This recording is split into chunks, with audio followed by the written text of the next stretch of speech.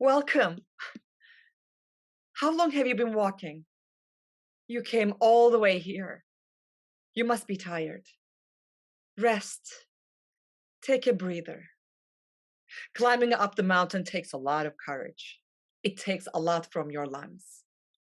I don't know about your lungs, but you all have big hearts. I know you left your children back home, left your old mothers, old fathers. Thank you, sisters. Thank you. Some of you will join our groups. Any of you know what that means? Raise a hand if you know what that means. Wow, most of you do. That's wonderful. So as you know, we volunteers put together an organization. We became the Band of Sisters. We fight shoulder to shoulder with our brothers. I used to be like you. First, I joined Sancaktar Ali Efes group in Umurlu. We fought the enemy near Kepez as Kübra the farmer and Sergeant Ayse. Oh, by the way, where's Kübra? Kübra, where are you? She's not back yet? She went to her unit earlier. The wound on her arm gave her a fever. As you all can imagine, we don't have any medicine nor doctor up in the mountains. The natural remedies Sister Hatice puts together can help only so much. It helps, but it takes time. Hatice Sultan, what would we do without you? What can we do? The time is very valuable. Otherwise, we thank Allah for you. Now, my sisters, first I need people who can make medicine, remedies, who can take care of the wounded, who can understand how to treat patients. Anyone? Only 6 of you. Oh well. Go and register after the meeting. I hope you can stand blood because it gets pretty bloody around here. Just letting you know. Now, is there anyone who can use a rifle or a gun? Yes, I know. If needed, you fight with your shovels and pickaxes. I have full faith in you. But Kuvas put together a proper army and Mustafa Kemal Pasha is leading them. There is a military discipline. I say, let's not send anyone who hasn't shot a gun, but you all want to go to the front. They are saying that Kemal Pasha values the support of the women of this country is giving for this fight. I wish Allah gives us that moment that we can meet him in person. What am I going to say to him when I meet him? Wow, I haven't thought of that. God knows I won't be able to speak properly. It's not easy to talk to a commander like him, to look into his blaze blue eyes. I can only stand before him if we win the battle against the enemy without getting killed. Think about it, sisters. We save Aydın province. I'm riding on a horse. I am wearing a bullet shells across my body. I'm standing tall. I have 3 grenades hanging from my belt. Wait, I cannot forget my lucky dagger that has to be there as well. But almost forgot. The black kalpak needs to be on top of my head. Sparkling boots and voila. Here I present you the National Operations Sergeant Ayse. Right, like the Fatma the Brave. Is your name Fatma as well? Well, since you want to be like your namesake, come and put your name down. Take your rifle. Do you have a husband? He stayed with the kids in the village. Is he ill? No. Is he disabled? No. Unbelievable. On top of all that, he didn't want to give you the permission to fight for your country. Unbelievable. Fighting for freedom is Turk's wedding. Everybody knows that. Your man is a little bit of a scared cat. You better divorce that man. My sisters, we are heading to Aydın province to battle in 3 days. We will save Aydın first, then the whole Anatolia, inshallah. Our flame will shine bright for our fight for independence. The supplies and fabrics are coming. They'll be here shortly. I'll give you fabric, you'll sew our flag. I'll give you yarn, you will knit a sock. You will make bread. If you are not chosen to be in the band of sisters, don't be sad. Maybe the army is created with the man, but like Mustafa Kemal Pasha said, the main veins that feeds the army are in your hands, my sisters. You are the ones who work the fields and farms, who brings the wood to keep the houses warm. On top of that, you are the ones carry the warm material on the tumbrils with your babies on your backs without complaint under the rain or snow or freezing cold winter. God bless all of you. My sisters, my brothers, the brave souls standing in front of me. You, we about to join the fight of our independence. Ready to die? Ayse, Ali, Şerife, Mustafa, Rahmiye, İsmet, Kemal, Halide. Your names will may be forgotten, but you will not. I promise you. Some of you will die today or tomorrow, and some of you will be wounded in all sorts of ways. Your mothers and fathers will write eulogies, broken-hearted. But you will write the fate of your people, your homeland. It is in your hands now, only yours. My brothers, look at the women around you. Do not let their tiny ankles, small hands fool you.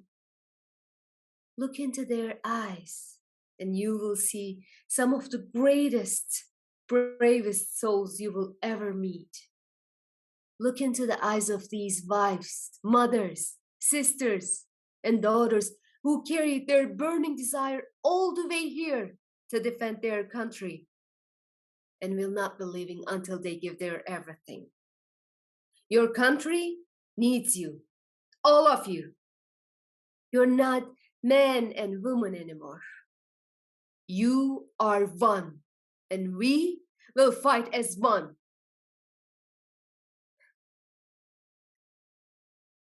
And we did. I commanded 46 women and 700 men in the War of Independence. Many of them became martyrs or were wounded. We won many battles, and we won our independence. Yes, we did it. I am Fatma Seher Erden. Many of you knows me as Fatma the Brave.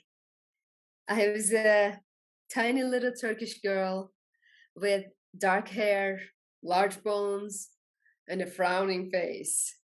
I was born in 1888 in a small village called Çay in Erzurum, a city in eastern Turkey, one of the Anatolia's most ancient civilizations. And if you ever go there, visit the school which they gave my name to, and tell all those children that they can be whoever they dream to be. And tell them life loves the brave ones. At the age of 18, I got married to Major Suat Dervish and had 2 sons with him. I was 24 when I joined him in the Balkan Wars, where we fought together. And I lost him there. That only made me want to fight more for freedom, for my country and my people. I was 31 when I walked all the way to Sivas from Istanbul to meet Mustafa Kemal and tell him that I want to be a soldier in the War of Independence. He couldn't believe it at first. This tiny little woman go out there and fight? But he must have seen the fire in my eyes, and he made me a battalion commander. I was shot at EZGI front, right here on my chest. I survived. Then I got captured by the enemy while carrying ammunition to the battlefield. They tortured me 19 days. I did not tell them anything. Nothing. I outpowered 10 Greek soldiers and I escaped. Then I got shot again and I got captured again. Greek commander was so surprised to see how small, how tiny I was. You are the famous Fatma the Brave, he told me. And I told him not only I was her, but also I was the strongest one of all the Fatmas in Anatolia. And I escaped again. I was 35 when the war was over. They promoted me to the first lieutenant rank, which I retired with. I donated all my salary to the charity and told them that's not what I fought for. The same year, 1923, our country was founded with our first president, Mustafa Kemal Atatürk. I was 46 when Turkish women gained full suffrage. It was 1934. Long before then, many other Western countries did it. I was a tiny little Turkish girl with dark hair, large bones, and a frowning face. And I died in 1955 as a proud citizen of free, secular, and a beautiful country.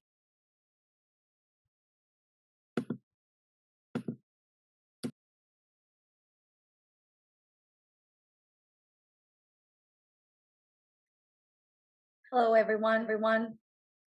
This is new to me. My name is Sherife. They called me Sister Sherife. I was born in 1898 in the village of Seydiler, which is in the city of Kastamonu. Let me tell you a little bit of Seydiler. It is so beautiful. It is in the north. It's near the Black Sea. It has green forests and beautiful streams. And ALAGOZ mountain is incredible. You have to go there. When I was a little girl, I used to run and play around those streams. Then in 1914, they married me to someone. Let me do the math for you. I was only 16 years old. And 2 months after we got married, they drafted my husband into the First World War. And 6 months later, I got the word that he was killed in battle. I didn't really get to know him, so I don't know what to say about him. Long story short, I was a widow at age 16. Some 3 years passed, and then the villagers arranged me to marry another man who was a wounded war veteran. He had lost a leg and an eye in the battle in Gallipoli. He was a kind man. I wasn't in love with him, but I respected him. Bless his heart, his disabilities didn't allow him to work the farm, so I did it.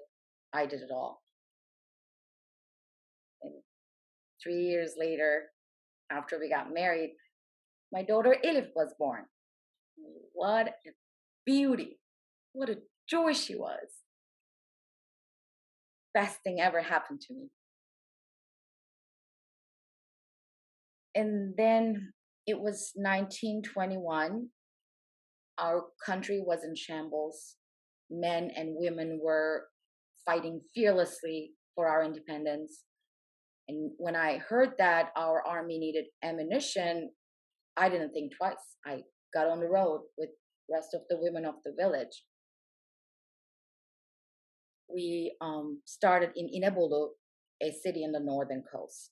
Me, my infant daughter, and a few women from the village. Our destination was Ankara. That's 205 miles to go, which is 65 hours on foot. We were carrying cannonballs with oxen-driven tumblers.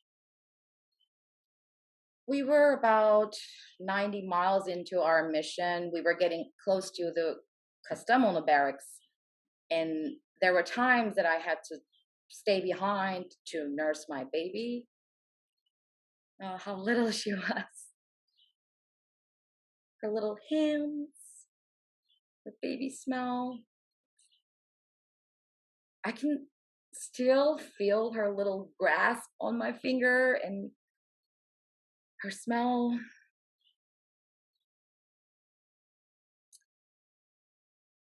One of those times I stayed behind, I didn't make it. I died, perished from cold. I was 23 years old. But my Elif survived. My little girl survived. They say that I helped everyone. I don't understand. Didn't we all? I mean, I want to know, really, wouldn't you do the same? My name is Makbule Efe. Born in 1902 in Manisa into a big family where since a very young age, my father taught me how to use a gun and ride a horse. And because of that, my friends used to call me Soldier Makbule. Unfortunately, I lost my father when I was 12 years old, but my brothers took care of me from then on. And then I met Halil Efe. It was a party pehlivan's wedding, and I saw this serious, handsome-looking guy across from me in the crowd. First, our eyes met, and it was love at first sight. We got married, and of course, we got engaged first, and then we got married in Demirci town. It was a small ceremony. It was during the Greek occupation in 1921, and the mayor of the town granted us his headquarters because we had nowhere else to stay, so we reside in there. Halil Efe was originally from Macedonia. He fought in the Balkan Wars, and then he came to Anatolia. Oh, he was this handsome, loving, smart, courageous guy. He looked very serious and even tense at times, but underneath all that, he had this golden heart. A couple of months after we got married, I knew that Halil Efe was up to something. He would leave at nights for hours. So one day I decided to follow him, and I saw that he was meeting with his friends to plan how to join the Independence War. The enemy was everywhere. When I saw that, I wanted to join that too, but I knew he would never let me.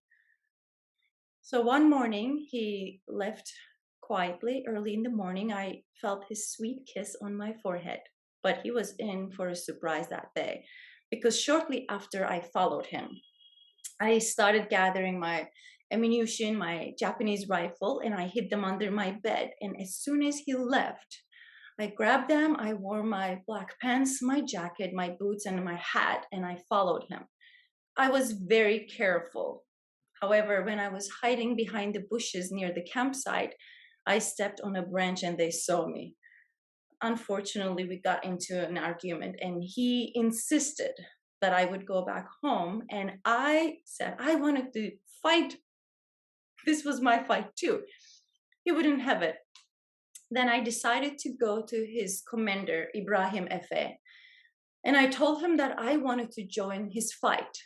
I told him that I could ride a horse better than most of his soldiers. I could use a gun or a rifle better than most of his young recruits. I was tearing up, telling him that this was not only their fight, but this was mine too. He looked at me and he said he needed a minute to think. I was there just waiting.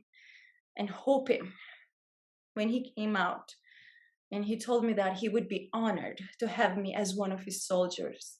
I was so happy. Of course, Halil Efe and the other soldiers still insisted that I should go back because all I had was my short Japanese rifle and no horse. So one night, while they were asleep, I sneaked out and went to the enemy campsite.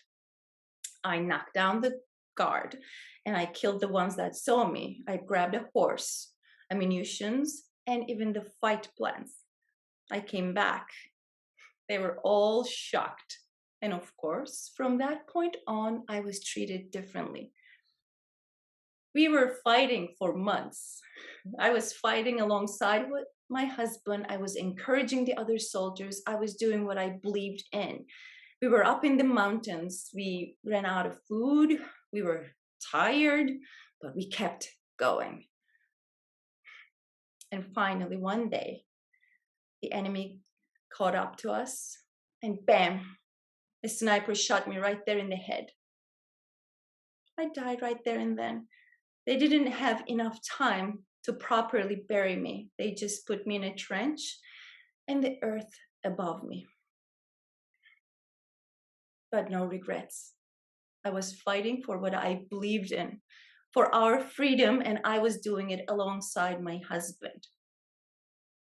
Women of this country, no matter what timeline you live in, fight for your rights, fight for what you believe, fight for freedom, fight for your country because you can.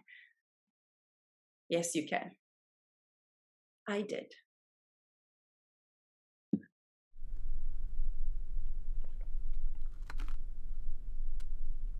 What?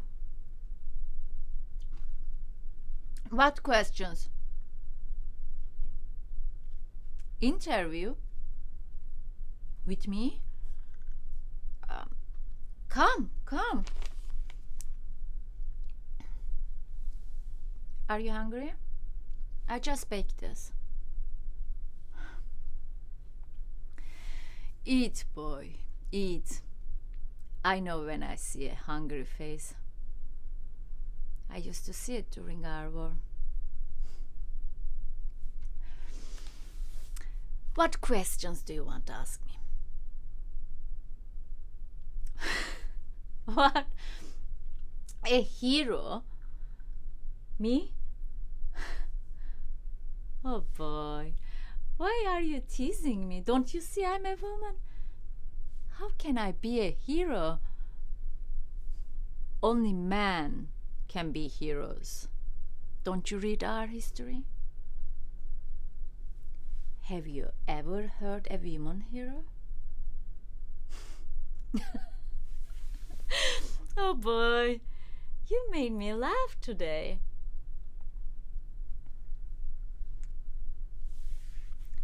How innocent you are. You would believe history can call me a hero in my woman shape.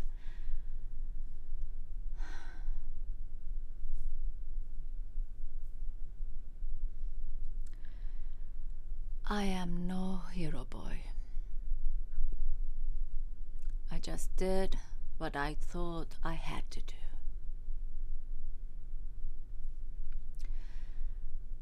Boys were hungry in the trenches. They were dying without bullets. They were all my children. They were the fathers of the future of my country.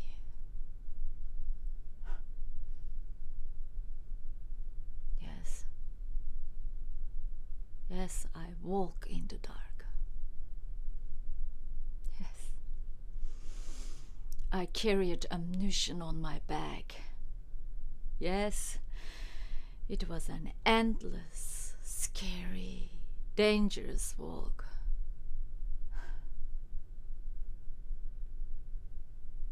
But I cannot be a hero boy. Being a hero is a man's business.